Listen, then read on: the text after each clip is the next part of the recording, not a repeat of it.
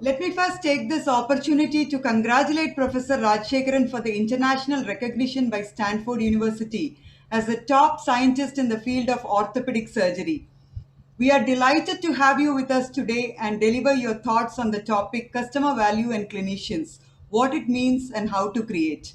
Professor S. Rajshekaran is the chairman of the Department of Orthopedics, Trauma and Spine Surgery at Ganga Hospital, Coimbatore, which is currently the largest specialty hospital for orthopedic, accident, hand, and microsurgery.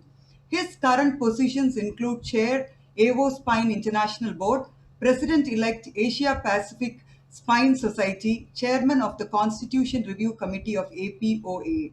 Dr. Rajshekaran has 277 publications in international journals, 53 national publications, and has contributed to over 60 chapters in international books. Thank you very much, sir, for accepting our invitation. Over to you, sir. Thank you, Dr. Lalu. It's a special honor and privilege to me. I would actually like to extend my warm regards to Mr. Suresh Lula also. I can see him on the screen. And thank you, sir, for being here. Now, if I can share my screen and start it off. Thank you also for accommodating my request for the change in time. And I'm just going to talk to you about the clinician's role in quality enhancement. Now, why is this very important? I think when a patient comes to a doctor or to any healthcare facility, they have the utmost faith in us. And as Adams many years before said, the highest faith that the patient can offer to his physician is to place the life and well-being of a loved one in his care. That's so important. Actually, they are placing their entire life in your hands when they place themselves for surgery.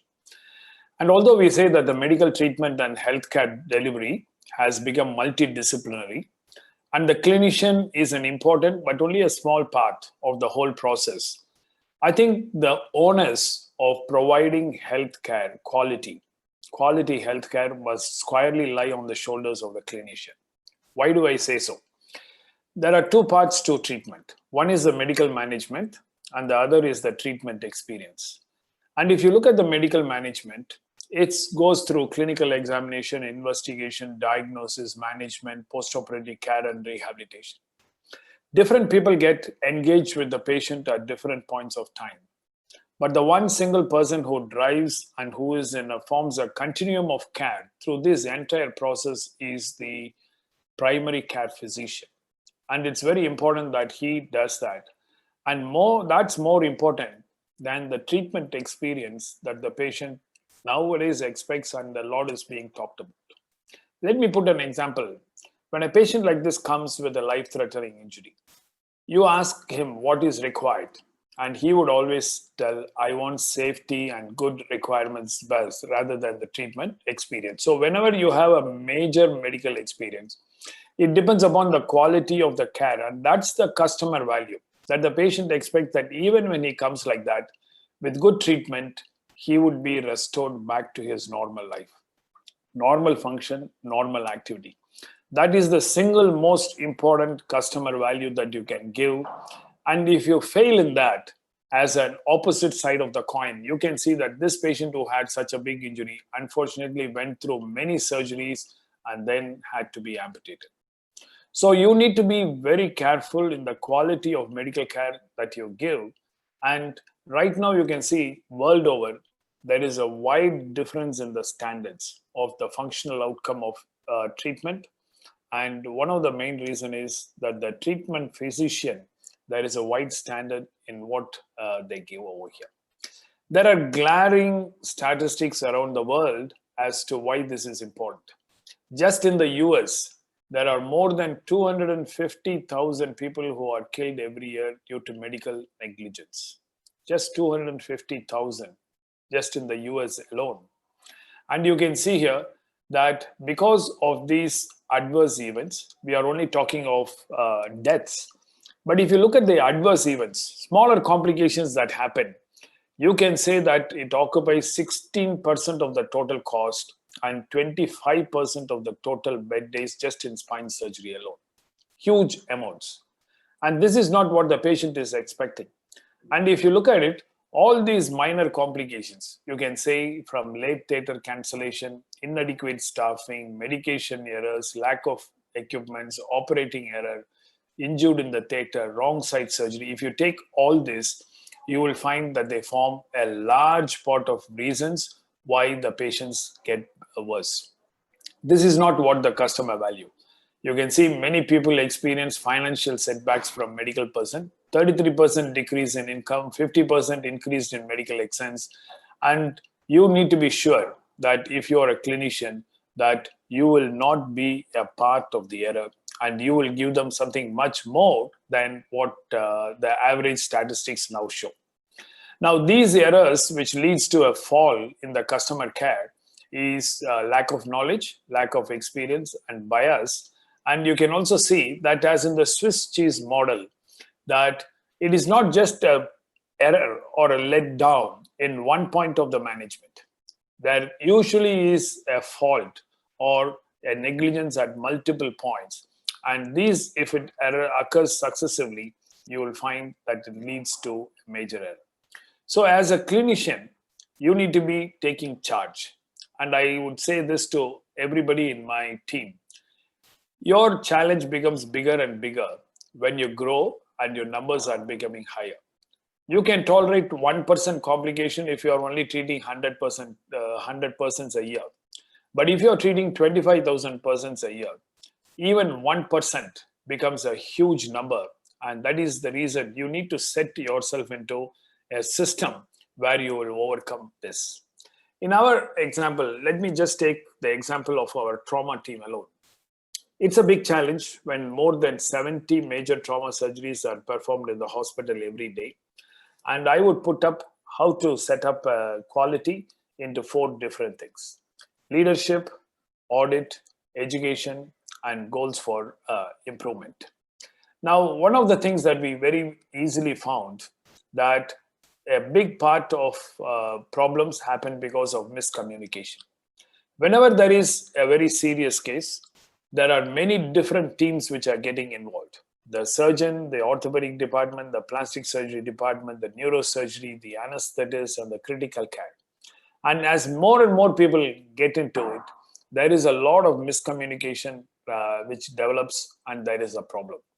And so we developed one single idea: every week to do combined rounds twice. And this actually tremendously changed over here. Here you can see that in the ICU there is a very critically ill patient, but look at the team that is doing the rounds. The intensivist, the anesthetist, the plastic surgeon, the neurosurgeon, orthosurgeons, and physician assistants all do the rounds together twice a week. And this actually completely takes away all kinds of miscommunications. A general common plan is formed, and this really helped us to reduce the errors due to miscommunication. The same thing we carried on even into the outpatient department. Rather than patients going to different departments, if there is a patient with a combined problem, we brought the surgeons together into the outpatient department so that when the patient comes, the patient is seen by both the plastic surgeon and the orthopedic surgeon and the physician assistant together. And she need not run between the 2 departments. And lastly, we also thought that there should be a very, very strict audit, not at the end of 3 months or not at the end of a month, but we brought an audit every alternate day on the number of fixations and quality of fixations. So 70 surgeries per day, which amounted to almost 150 surgeries a day. And so every alternate day, the entire trauma team meets from morning 7 to 9 in the morning. Every one of the fixations that have been done is already audited by a team. And we divided these surgeries, the outcomes, into 4 different categories. These 4 categories were that A requires, that is not at all good quality. Then B is could have been better, and so the patient needs a lot of observation. And C is could have been better, and D is excellent.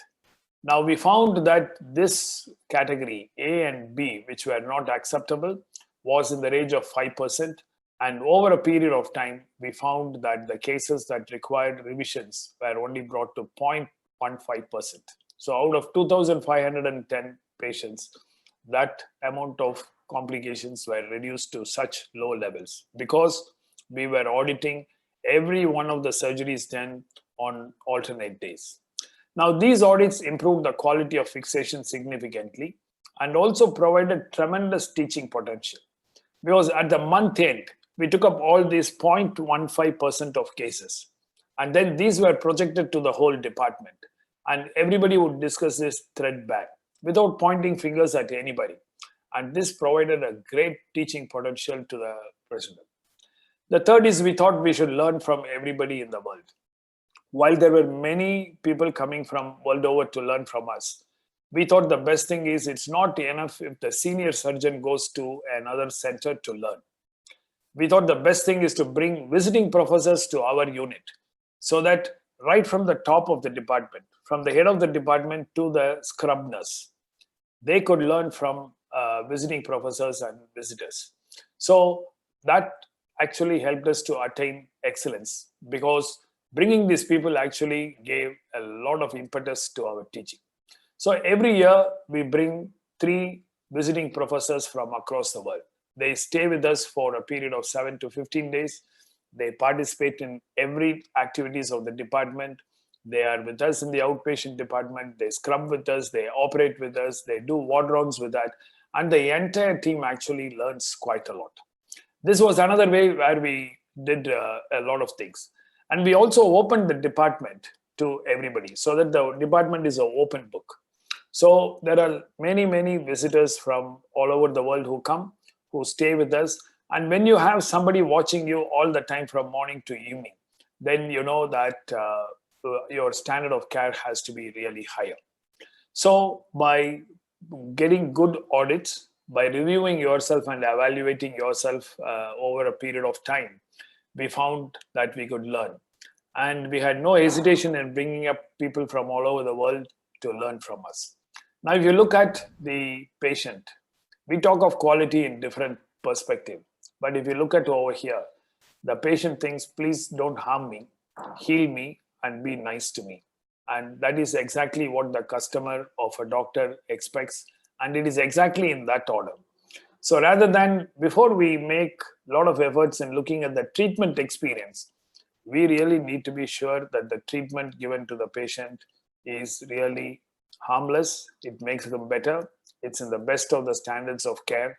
And that is what the customer or the patient looks from any of the treating physician. So thank you very much for this opportunity. It's a great honor. It's nice to see Mr. Suresh Lulla again. And also it's great to participate in this. And thank you for accepting for a change in the timings of my talk. Thank you very much. Thank you very much, sir. Brilliant presentation.